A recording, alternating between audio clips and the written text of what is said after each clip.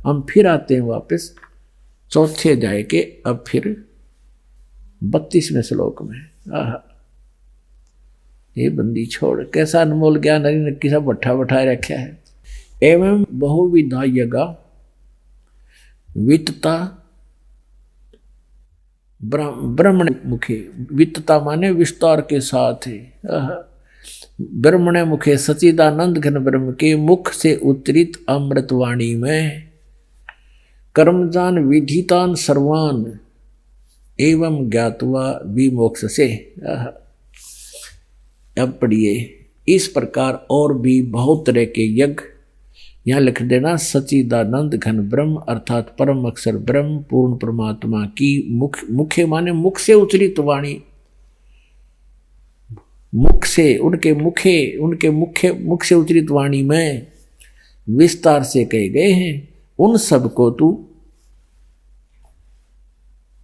कर्म जान, मन इंद्रिय और कर्म और शारीरिक क्रियाओं के द्वारा संपन्न होने वाले जान, यानी वो अपने स्वाभाविक कर्म करते करते ही उनको किया जाता है। इसका अर्थ ये बना है, इस प्रकार ज्ञात हुआ, इस प्रकार जानकर, इस प्रकार तत्व से जानकर उनके अनुष्ठान माने भक्ति क्रिया साधनाओं के से द्वारा तू कर्म बंधन से सर्वथा मुक्त हो जाएगा। इसका अर्थ है कि तू उनको जानकर विधित एवं ज्ञातवा विमोक्ष से यानी पूर्ण रूप से मुक्त हो जाएगा। इस ज्ञान को समझने के बाद तू बिल्कुल उनके उस पर फिर उसमें लिखे अनुसार साधना करने से, अनुष्ठान करने से तो पूर्ण रूप से मुक्त हो जाएगा। फिर ये तत्व ज्ञान है जो सच्चिदानंद घन ब्रह्म की वाणी में लिखा है। अब यहाँ बताया है चौथे अध्याय के 34वें श्लोक में। अब उस ज्ञान को जो सच्चिदानंद घन ब्रह्म की वाणी में लिखा है, उस ज्ञान को तू तत्वदर्शी ज्ञानियों के पास जाकर समझ, उनको भली भांति दंडवत प्रणाम करने से, उनकी सेवा करने से और कपट छोड़कर सरलता पूर्वक प्रसन्न करने से वे परमात्म तत्व को भली भांति जानने वाले तत्वदर्शी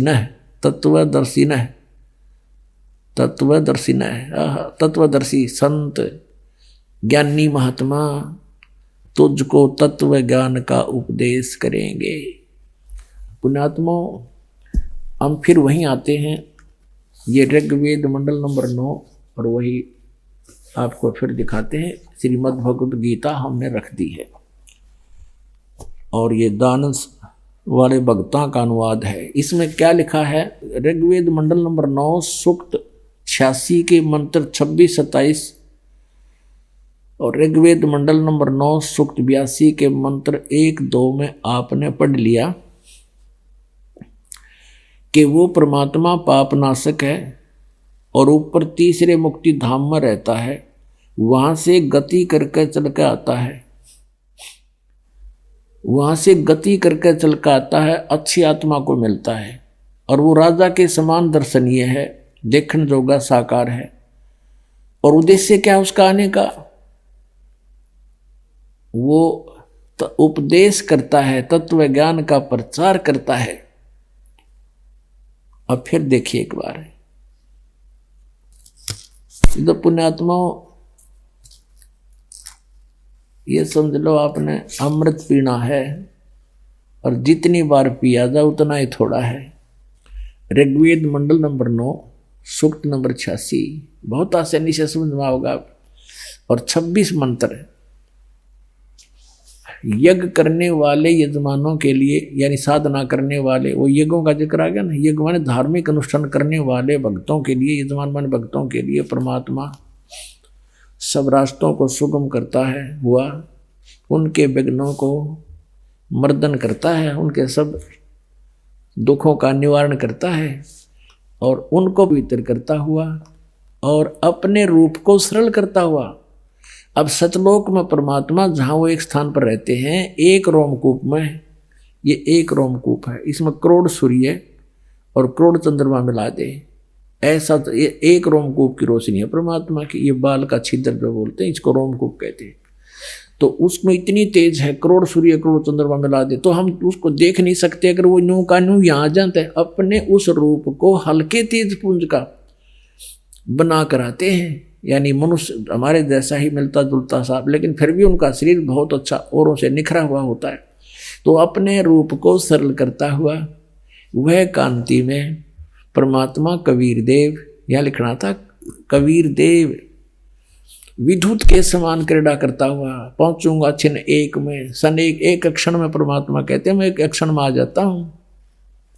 वर्णीय पुरुष को प्राप्त होते हैं और वो परमात्मा अब 27 में ऋग्वेद मंडल नंबर 9 सूक्त नंबर 26 का, ऋग्वेद मंडल नंबर 9 सूक्त नंबर 86 का मंत्र 26 पढ़ा। 27 में देखिए, जो परमात्मा ध्रुवलोक के तीसरे पृष्ठ पर विराजमान है, वह परमात्मा ध्रुवलोक के तीसरे पृष्ठ पर विराजमान है और वहां से गति करके आता है। अब देखना उद्देश्य क्या होता है उसका। ऋग्वेद मंडल नंबर 9 और सूक्त नंबर 82, सूक्त नंबर 82 का अब हम नीचे आते हैं, मंत्र नंबर 1। सर्वोत्पादक प्रभु यानी सबकी उत्पत्ति करने वाला भगवान, प्रकाश रूप तेजोमय रूप वाला, उसका तेजोमय शरीर है, सद्गुणों की वृष्टि करने वाला, पापों का नाश करने वाला, पापों को के हरण करने वाला, वह राजीव राजा के समान। ये राजीव राजा के ये 269 पृष्ठ पर, ये 270 पर पढ़ाएंगे आपको। के समान दर्शनीय है, देखने जोगा दर्शनीय माने साकार, और वह पृथ्वी आदि लोक लोकांतरों के चारों ओर शब्दमान हो रहा है। वह वर्णीय पुरुष को जो दृढ़ भक्त है उसको पवित्र करता हुआ उसको प्राप्त होता है, मिलता है। जिस प्रकार विद्युत आकाशीय बिजली स्नेह वाले स्थानों को आधार बना के प्राप्त होता है। अच्छा यहाँ देखना उसका उद्देश्य क्या है। ऋग्वेद मंडल नंबर 9 सूक्त नंबर 82 पर आ गई। हम पहला मंत्र पढ़ दिया, दूसरा और पढ़ाते हैं।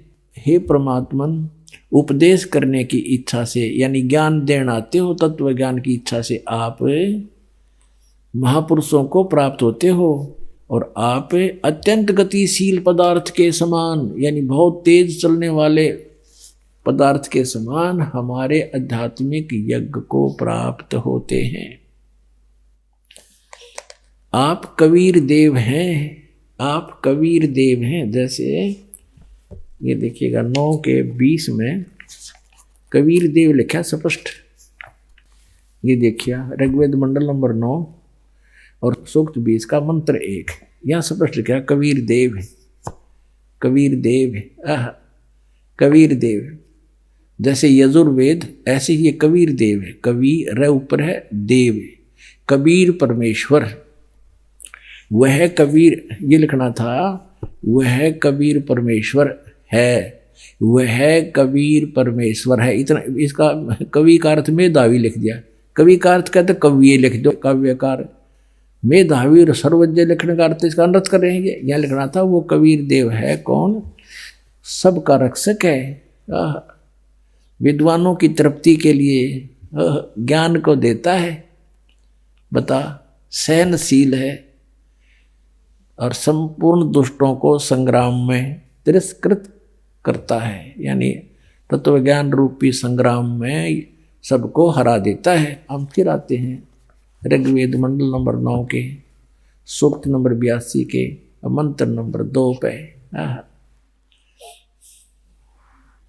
हे परमात्मन, उपदेश करने की इच्छा से आप महापुरुषों को प्राप्त होते हो और आप अत्यंत गतिशील पदार्थ के समान हमारे आध्यात्मिक यज्ञ को प्राप्त होते हैं। आप कबीर देव हैं, आप कबीर साहब हैं, शुद्ध स्वरूप हैं। हमारे पापों को दूर करके हे अमर परमात्मा, हे सो मन अमर परमात्मा, हे परमेश्वर, आप हमको सुख दें। पुणात्मा कबीर साहब कहा करते, नौ मन सूत उड़ जिया, ऋषि रहे झक मारे, सतगुरु ऐसा सुलझा दे भाई, उलझे ना दूजी बार। कि ये ऐसा ज्ञान सुलझा देगा सतगुरु, यानी सच्चा ज्ञान देने वाला आध्यात्मिक टीचर, उसको सतगुरु कहते हैं। सतगुरु परमात्मा स्वयं आते हैं, वो सतगुरु की भूमिका भी करते हैं, सब ब्रह्मांडों का संचालन भी वहीं बैठकर करते हैं। और उन्होंने अपने अमृतवाणी सच्चिदानंद घन ब्रह्म की वाणी लिपिबद्ध करवा कर चले गए। उसको समझने की भी सबके बस की बात नहीं। इन वेदों को नहीं समझ सके तो उस वेद ने कैसे समझ लेगा आम आदमी? हो तो एक तत्व ज्ञान है। तो इस दास को बुद्धि दे दी कबीर भगवान ने, परमेश्वर कबीर जी ने, और इस दास को एक सच्चे ज्ञान देने वाला गुरु बना दिया, सतगुरु। वैसे तो सतगुरु वही है, पर अपनी कृपा से इस दास को कहते हैं गुरु। मेर करे तो काग तय हंस बना दे। हम तक काग थे और कौवे से हंस उन्होंने ही बनाए हैं, सतगुरु ने।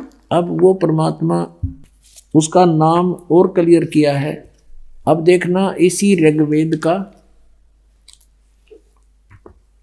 ऋग्वेद जो आर्य प्रतिनिधि सभा के द्वारा ही प्रकाशित है, उसी को हम पढ़ रहे हैं।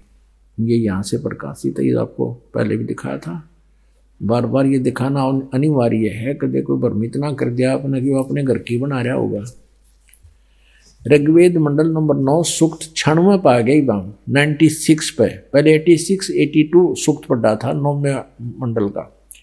अभी 16वें श्लोक में कहा है 96 ऋग्वेद मंडल नंबर 9 सूक्त 96 मंत्र 16 में, गुहम माने गुप्त, रहस्य में, चारु माने श्रेष्ठ, नाम माने नाम। ये तो हम पढ़ सका आराम से।